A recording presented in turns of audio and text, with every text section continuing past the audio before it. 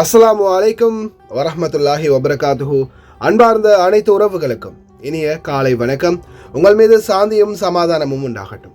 இன்றைய காலை பொழுது உங்கள் அனைவருக்கும் இனிய பொழுதாக அமைய எல்லாம் வல்ல இறைவனை பிரார்த்தித்தவனாக இன்றைக்கும் கோயத்துடைய பல முக்கியமான செய்திகளை பற்றி தான் பார்க்க போகிறோம். வீடியோவை கடைசி வரைக்கும் பாருங்கள். தெரியாத நண்பர்களுக்கும் மறக்காம ஷேர் பண்ணுங்கள். வீடியோ பிடிச்சிருந்தா ஒரு லைக் பண்ணுங்கள், சப்ஸ்கிரைப் பண்ணுங்கள், தொடர்ந்தும் சப்போர்ட் பண்ணுங்கள். கோயத்துடைய டினா மதிப்பும் அவ்வளோதான் பார்த்தலாம். இலங்கைக்கான ரூபாயில் ஒரு தினாரின் மதிப்பு 968 ரூபாய் 54 உள்ளது. இந்தியாவின் ரூபாயில் ஒரு தினாரின் மதிப்பு 277 ரூபாய் 24 உள்ளது. இந்த ரேட் அல்முல்லா எக்ஸ்சேஞ்சுடைய அப்ளிகேஷன் ஆன்லைன் ரேட் ஆகும். கூகுள் ரேட்டை பார்த்தாலாம். இலங்கைக்கான ரூபாயில் ஒரு தினாரின் மதிப்பு 983 ரூபாய் 3% உள்ளது. இந்தியாவின் ரூபாயில் ஒரு தினாரின் மதிப்பு 279 ரூபாய் 9% உள்ளது. அமான் எக்ஸ்சேஞ்ச் ரேட்டை பார்த்தலாம். இலங்கைக்கான ரூபாயில் ஒரு தினாரின் மதிப்பு 975 ரூபாய் 60% உள்ளது. இந்தியாவின் ரூபாயில் ஒரு தினாரின் மதிப்பு 277 ரூபாய் 30% உள்ளது.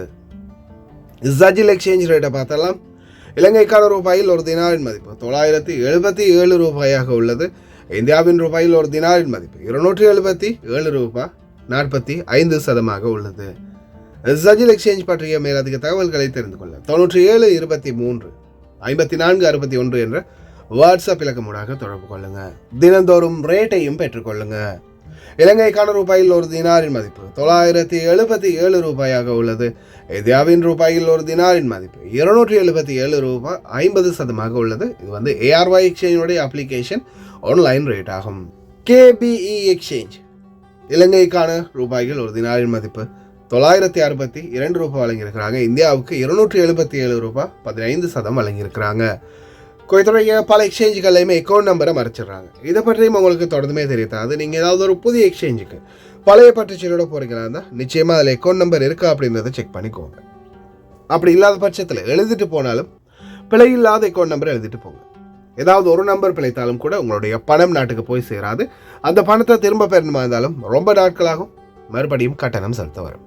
அதே போல் எக்ஸ்சேஞ்சுகள்லேருந்து வெளியேறதுக்கு முன்னாடி பற்றுச்சீட்டை மறுபடியும் செக் பண்ணி பார்த்துக்கோங்க. எல்லா டீட்டெயில்ஸும் நீங்கள் சரியாக கொடுத்துருந்தாலும் எக்ஸ்சேஞ்சில் வேலை பார்க்குறவங்க பிளவுறதுக்கு வாய்ப்பு இருக்குது. யுனைடெட் கல்ஃப் எக்ஸ்சேஞ்ச் கார்பரேஷன் இந்தியாவுக்கு பணமனுப்பு 750 ஃபில்ஸும் இலங்கை பணமனுப்பு ஒரு தினாரும் கட்டணமாக அறவிடுறாங்க. அல்சாமில் எக்ஸ்சேஞ்ச் கார்பரேஷன் ஒரு தினார் மட்டுமே அறவிடுறாங்க. யூஜே எக்ஸ்சேஞ்ச் கார்பரேஷன் ஒரு தினார் மட்டுமே கட்டணமாக அறவிடுறாங்க. Kuwait Asian International Exchange 750 fils மற்றும் ஒரு தினார் போன்ற கட்டணங்களும் அறவிடுறாங்க. குவைட்ல அல்நாதா, ARY அமான் எக்ஸ்சேஞ்ச், யூஜே அல்சாமில், Ansari exchange, Lulu exchange, Joyalukkas, KBE, UAE Oman exchange, Bahrain exchange, BEC, World Street exchange, ஜஜில் exchange, Malik exchange, international exchange, Al Safa exchange, இது போன்ற இன்னும் பல எக்ஸ்சேஞ்சுகள் இருக்குது. ஒவ்வொரு எக்ஸ்சேஞ்சுகள்லையும் ஒவ்வொரு விதமான கட்டணங்கள் இருக்குது. அதுலேயும் குறிப்பாக பார்த்தீங்கன்னா ARY எக்ஸ்சேஞ்ச் 750 ஃபீல்ஸ் மற்றும் 900 ஃபீல்ஸ் போன்ற கட்டணங்கள் அறவிடுறாங்க. கிட்டத்தட்ட 500 ஃபீல்ஸ்லேருந்து 350 ஃபீல்ஸ் வரைக்கும் லாபம் இருக்குது இந்த எக்ஸ்சேஞ்சில் அனுப்பும்போது. அதே போல் தான் பார்த்தீங்கன்னா ஜஹராவில் ARY எக்ஸ்சேஞ்சுக்கு பக்கத்திலேயே சுலைமானி அல் முகாசம் எக்ஸ்சேஞ்ச் புதிதாக திறக்கப்பட்ட இந்த எக்ஸ்சேஞ்சிலையும் பார்த்தீங்கன்னா கிட்டத்தட்ட 975 ரூபாய் இலங்கைக்கு வழங்கியிருந்தாங்க. அதே போல தான் 750 ஃபீல்ஸ் மட்டுமே தான் கட்டணமாக அறவிடுறாங்க. இந்தியாவுக்கும் நல்ல பெஸ்டான ரேட் கொடுத்துருந்தாங்க. 750 ஃபீல்ஸ் மட்டும்தான் கட்டணமாக அறவிட்டுருக்கிறாங்க. அதனால் முடிந்த வரைக்கும் இது போன்ற நல்ல எக்ஸ்சேஞ்சுகளில் நீங்கள் கஷ்டப்பட்டு சம்பாதிக்கக்கூடிய உங்களுடைய பணத்தை அனுப்புங்க. அதே மாதிரி எங்கே நல்ல ரேட் கொடுக்குறாங்க அப்படின்றதையும் மறக்காமல் கமெண்டில் மென்ஷன் பண்ணுங்கள். தெரியாத சகோதர சகோதரிகளும் தெரிந்து கொள்ளட்டும்.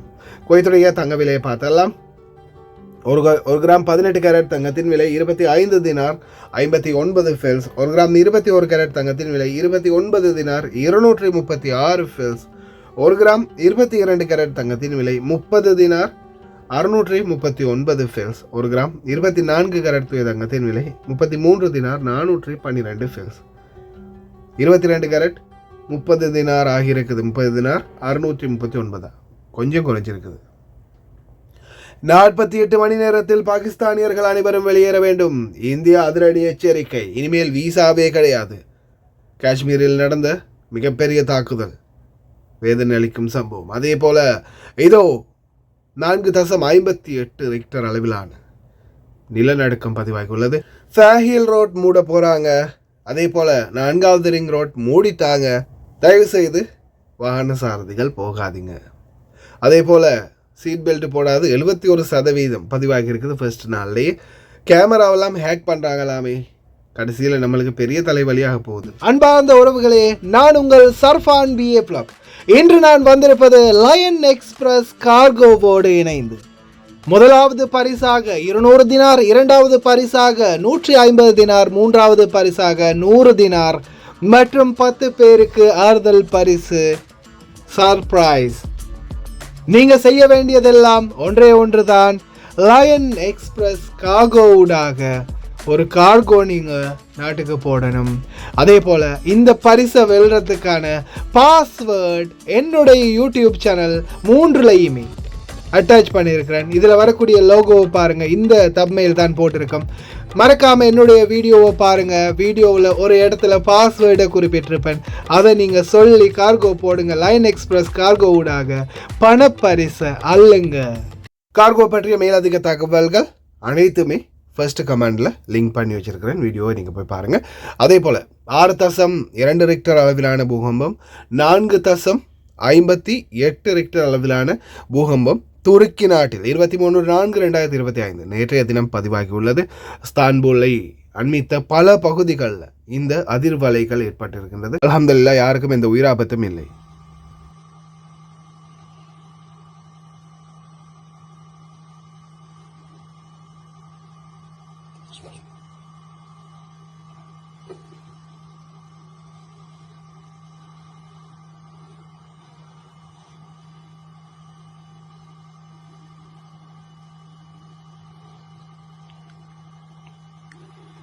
Çok kötü deprem oluyor. Sakin ol, sakin ol. Bu bina sağlam, sakin ol. Bu bina sağlam, sakin ol. Sakin ol, bu bina sağlam. Sakin ol anne. Çok kötü deprem oldu. Evet, şu an deprem oluyor arkadaşlar. Virsten aşağı indim. Umarım çok şiddetli sürmüyor. Şu an sallanıyor her yer. Şu an İstanbul sallanıyor.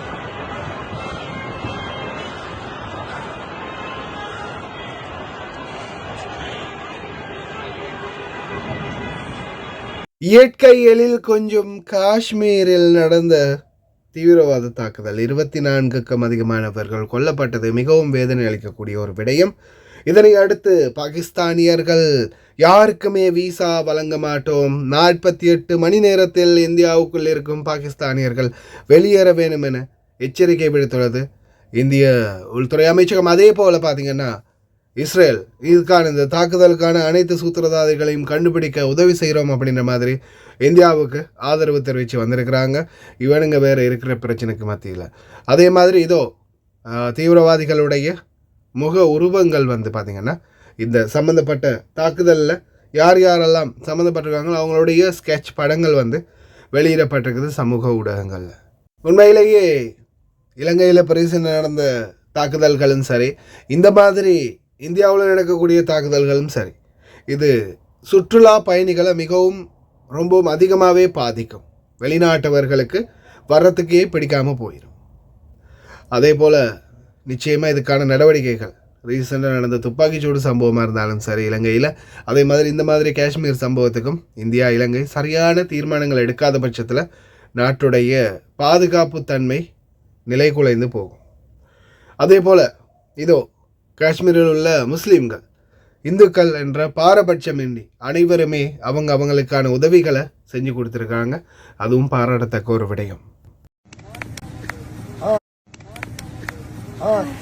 क्या घूम गया था? मैं ये bag घूम गया cash भी था, कैश था, आईफोन भी था। आईफोन था, कैश था।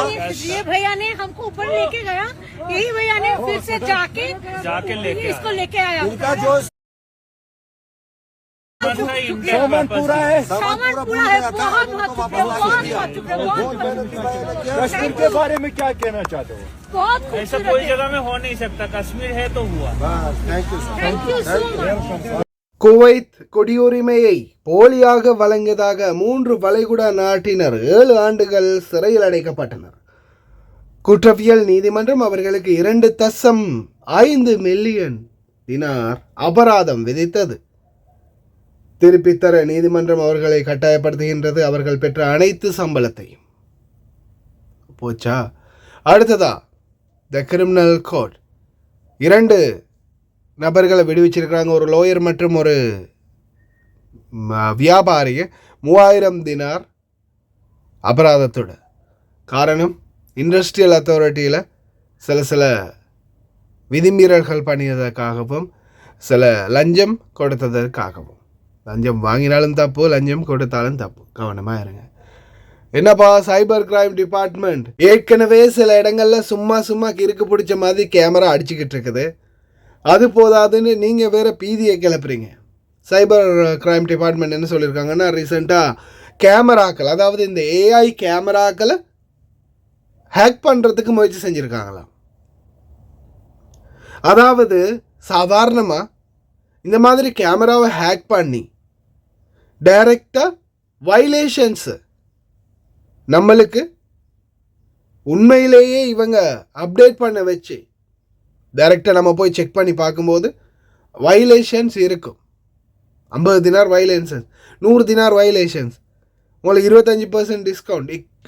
முடிஞ்ச அளவுக்கு இதை குயிக்காக வந்து கிளியர் பண்ணிவிடுங்க அப்படின்னு சொல்லி மெசேஜை போட்டு அவனுங்க காசை கொள்ளையடிக்க பார்க்குறானுங்க. எது எப்படியோ ஏஐ கேமராவுக்கு ஹேக்கர் வந்தால் நம்ம கதை முடிஞ்சது. டிரைவர்ஸோட நிலைமை அதோ கதை தான். இதோ 71% போக்குவரத்து விதிமீறல்கள் பதிவாகி இருக்கிறது தான் தெரிவிச்சிருக்காங்க கடந்த 22ஆம் தேதி ஏப்ரல் மாதம். அதாவது சீட் பெல்ட், மொபைல் ஃபோன், நிறையவே விதிமீறல்கள் பதிவாகி இருக்குது. கிட்டத்தட்ட 4000க்கும் மேலே சீட் பெல்ட், மொபைல் ஃபோன் விதிமீறல்கள் பதிவாகினதாக ஒரு கருத்து கணிப்பு சொல்லியிருந்தாங்க. பார்க்கலாம் எத்தனை பேர் 30 தினார் 75 தினாரில் போய் நிற்கிறாங்கன்னு இந்த மாதம் முடிவில். அடுத்ததா ஃபேஹில் அதிவேக சாலை எதிர்வரும் 5ஆம் மாதம் 13ஆம் தேதி வரைக்கும் சல்வா பயான், இந்த பாலம் பார்த்திங்கன்னா ரொம்ப மோசமாக இருந்தது, உங்களுக்கே தெரியும். ரொம்ப உடஞ்சி ரொம்ப மோசமாக இருந்துச்சு. அந்த பாலத்தை வந்து சரி செய்ய போகிறாங்க. அதாவது குவைட் சிட்டி நோக்கி செல்லக்கூடிய பக்கம் சல்வா பயானுக்கு நடுவில் இருக்கக்கூடிய ரோடு. எதிர்வரும் 5ஆம் மாதம் 13ஆம் தேதி வரைக்கும் அந்த ரோடு க்ளோஸில் இருக்கும். ஒவ்வொரு சைடு வந்து க்ளோஸ் பண்ணுவாங்கன்னு நினைக்கிறேன். முன்னாடி மாதிரியே டிராஃபிக் அதிகமாகும், தயாராக இருங்க. அதே போல் 4வது ரிங் சாலை மொத்தமாக ரோடையே தோண்டி எடுத்துட்டாங்க. சுர்ரா, அடுத்தது ரவுதாக்குள்ளே என்ட்ராகிற பக்கம் 40வது ரிங் ரோட்டில் வந்து ரவுதாக்குள்ளே என்ட்ராகிறதுக்கு உள்ளே போனால் அங்கே ரோடே இருக்காது. மொத்தமாக தோண்டி எடுத்துட்டாங்க. பாலம், அதாவது டெமஸ்கஸ் ஸ்ட்ரீட்டுக்கு மேலே இருக்கக்கூடிய அந்த பாலமாக இருக்கலாம், அல்லது அப்படியே வந்தால் கீழே என்னது ரவுதா சைடு இருக்குது தானே, சுர்ரா சைடில் ஓகே, ரவுதா சைடில் மொத்தமாக ரோடையே காணும். கிணத்தை காணும் சார் அப்படின்ற மாதிரி ரோடையே காணும். ஃபுல்லாகவே தோண்டி எடுத்துட்டாங்க, எடுத்து கிளியர் பண்ணிகிட்ருக்குறாங்க. 4வது ரிங் ரோட்டை நம்பி யாருமே 40வது ரிங் ரோட்டில் போய் 4வது ரிங் ரோட்டில் இறங்கலாம்னு போயிடாதீங்க. ரோடே இல்லை, அதால் க்ளோஸ் பண்ணியிருக்கிறாங்க.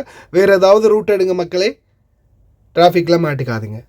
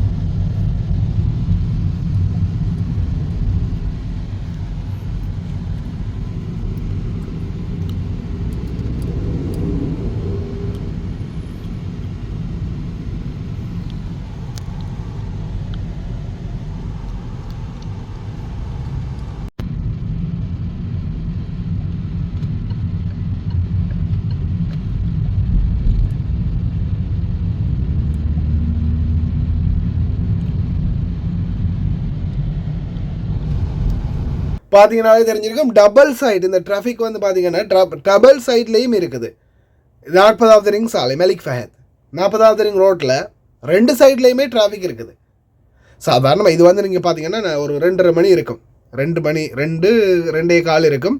குர்துபாவில் ஸ்கூல்லேருந்து பையனை வண்டியில் ஏற்றிட்டு நான் வந்து அபு ஃபத்திரா நோக்கி வந்துகிட்டு இருக்கிறேன், எகேலா நோக்கி. அப்படி வரும்போது தான் இந்த டிராஃபிக். அதாவது பாருங்கள், நம்ம சாதாரணமாக ஸ்கூல் டைம்லலாம் இங்கேருந்து போகும்போது, அதாவது குவைட் சிட்டி பக்கம் இருந்து போகிற பக்கம் தான் டிராஃபிக் இருக்கும், மற்ற பக்கம் நார்மலான கிளியரான ரோடாக தான் இருக்கும். ஆனால் இப்போ 2 சைட்லேயுமே வாகனங்கள் அதிகரிச்சிருச்சு. அதுவும் குறிப்பாக 40வது ரிங் ரோட்டுக்கு பக்கத்தில் ரொம்ப அதிகமான வாகனங்கள் இருக்குது. அதால் தயவு செய்து ரொம்ப கவனம் வாகன சாரதிகள். ஏன்னா சில நேரங்களில் சடனாக பிரேக்கை போட்டுருவாங்க. அதே மாதிரி இந்த மாதிரி நேரங்களில் பொய்ய சொல்லிட்டெல்லாம் எங்கேயுமே போயிடாதீங்க.